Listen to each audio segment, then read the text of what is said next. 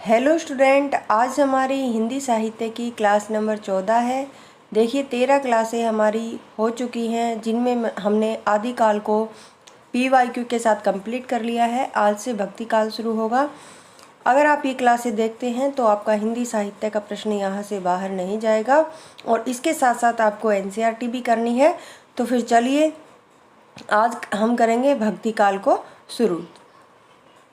हिंदी साहित्य का जो दूसरा कालखंड है उसको भक्ति काल के नाम से जाना जाता है। रामचंद्र शुक्ल ने भक्ति काल की सीमा 1375 विक्रम संवत से 1700 विक्रम संवत मानी है।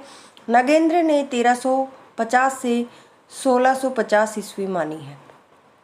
विक्रम संवत और ईस्वी का ध्यान रखेंगे। आचार्य हजारी प्रसाद द्विवेदी ने 1400 से 1600 ईस्वी मानी है। जो कवि आदिकाल में राज दरबार में रहकर राजाओं का स्तुति गान करता है वह भक्ति काल तक आते आते देव दरबार में बैठकर देव स्तुति रचने लगा। भक्ति काल में देसी राजाओं का गौरव और वैभव क्या था, नष्ट हो चुका था, जिसके परिणाम स्वरूप कवियों ने ईश्वर की शरण ली। भक्ति आंदोलन के उद्भव के कारण क्या क्या थे? भक्ति आंदोलन के उद्भव के कारणों को लेकर विद्वानों में मतभेद पाया जाता है। रामचंद्र शुक्ल के अनुसार अपने पौरुष से हताश जाति के लिए भगवान की शक्ति और करुणा की ओर ध्यान ले जाने के अतिरिक्त क्या है, दूसरा मार्ग ही नहीं था। ये किसने कहा? रामचंद्र शुक्ल ने कहा। ग्रियर्सन ने भक्ति को क्या है, ईसाइयत की देन माना है। ये दिन नहीं, देन आएगा। ईसाइयत की देन किसने माना है? ग्रियर्सन ने माना है। आगे है हजारी प्रसाद द्विवेदी ने भक्ति को चली आ रही परंपरा का अविच्छिन्न प्रवाह माना है और रामचंद्र शुक्ल के मत का विरोध करते हुए हजारी प्रसाद द्विवेदी लिखते हैं, यह बात अत्यंत उपहास्यास्पद है कि जब मुसलमान लोग उत्तर भारत में मंदिर तोड़ रहे थे, इस समय अपेक्षाकृत निरापद दक्षिण भारत में लोगों ने भगवान की शरण गति की प्रार्थना की। भक्ति आंदोलन का उद्भव दक्षिण भारत में हुआ और उत्तर भारत में भक्ति आंदोलन के जो जनक हैं वो कौन माने जाते हैं? रामानंद माने जाते हैं।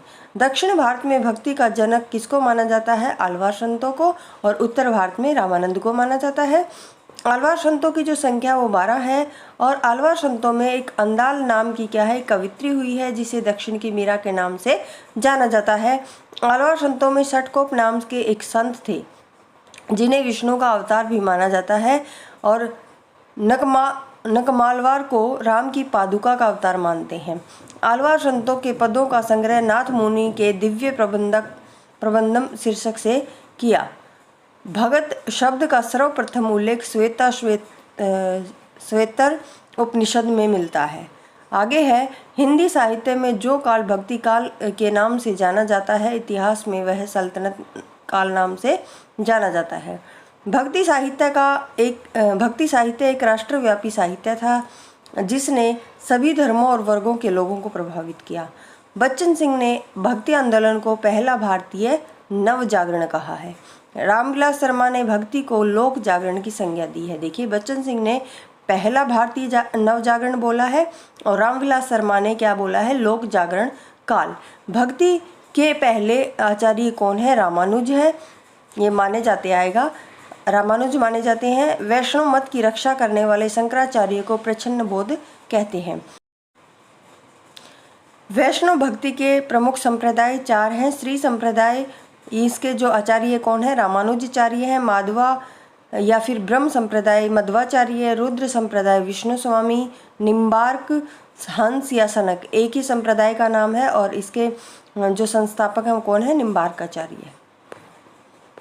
भक्ति साहित्य का वर्गीकरण। भक्ति के वर्गीकरण का श्रेय रामचंद्र शुक्ल को दिया जाता है। इन्होंने भक्ति काल को 2 प्रमुख धाराओं, काव्य धारा निर्गुण भक्ति और सगुण भक्ति, 2 भागों में बांटा और आगे इन धाराओं को 2-2 उपधाराओं में बांटा। निर्गुण भक्ति धारा, इसको 2 भागों में कौन कौन से? निर्गुण भक्ति निराकार होती है और दूसरा क्या है, इसकी विशेषताएं दी गई हैं निर्गुण भक्ति धारा की। निर्गुण भक्ति धारा कैसी होती है? निराकार होती है। निर्गुण भक्त नाम का उपासक होता है। निर्गुण भक्ति में भक्त को स्वयं पर विश्वास होता है। निर्गुण भक्ति में वर्ण व्यवस्था की क्या है? आलोचना की जाती है। और निर्गुण भक्ति का मूल स्रोत क्या है? श्वेताश्वेतर उपनिषद है। सगुण भक्ति धारा का मूल स्रोत क्या है? दक्षिण भारत है। और सगुण भक्ति लीला पुरुष का उपासक होता है। सगुण भक्ति साकार होती है और सगुण भक्ति में भक्त को भगवान पर विश्वास होता है। सगुण भक्ति में वर्ण व्यवस्था का क्या है? समर्थन किया जाता है। ये दो उपधाराएं हैं। कौन कौन सी हैं? निर्गुण की निर्गुण ज्ञानाश्री काव्य धारा और निर्गुण प्रेमाश्री काव्य धारा। आगे है निर्गुण ज्ञानाश्री काव्यधारा। इसको हम डिटेल में कल पढ़ेंगे। आज की क्लास में बस इतना ही करेंगे। अगर आपको क्लास पसंद आए तो चैनल को शेयर और सब्सक्राइब आप ज़रूर करें। धन्यवाद।